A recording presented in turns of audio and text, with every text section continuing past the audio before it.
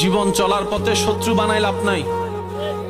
আপনি উপকার করে বন্ধু বানান, সে যদি আপনাকে নিজে থেকে শত্রু ভাবে, তার আল্লাহরে সে জবাব দিবে, আপনার কোনো দায়ভার নাই। আপনারটা আপনি করে যান। মনে রাখবেন, আমি শুধু আপনাদেরকে একটা কথা বললে বুঝতে পারবেন, এই পৃথিবীর পুরা সিস্টেমটা দুইটা জিনিসের সাথে সমন্বয়। বিজ্ঞানের ভাইয়ের আমার চাইতে ভালো জানে, একটা হচ্ছে সূর্য আর একটা হচ্ছে চন্দ্র। জোয়ার ভাটা হয় কিসের সাথে সম্পর্ক? একটু জোরে বলি, আরো জোরে বলি। এই যে অক্সিজেন, কার্বন ডাই অক্সাইড যেটা আপনি আমি নিই আর ফেলি, এটার সাথে সম্পর্ক গাছের, গাছের সাথে সম্পর্ক সূর্যের।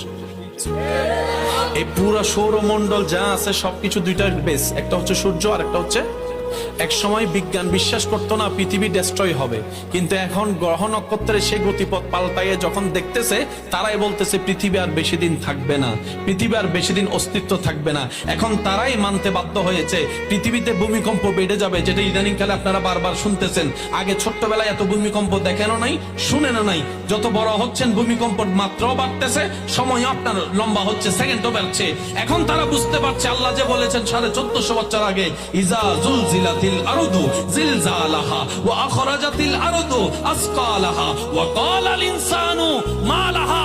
মনে রাখবেন আমার ঈমানদার ভাইয়েরা, বিজ্ঞানের আওয়াজ যেখানে গিয়ে বন্ধ হয়, ওইখান থেকে মাত্র কোরআন কথা বলা শুরু করেছে।